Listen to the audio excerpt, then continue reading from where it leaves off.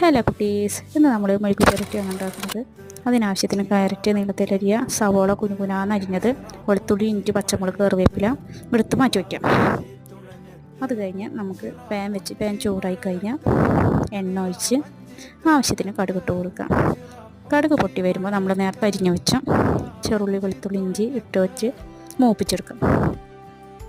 അതിലേക്ക് സവോള ഇട്ട് ഒന്ന് മൂത്ത് വരുമ്പോൾ ആവശ്യത്തിന് ഉപ്പ്, മഞ്ഞൾപ്പൊടി, മുളക് പൊടി ഇട്ട് നന്നായി മൂപ്പിക്കുക.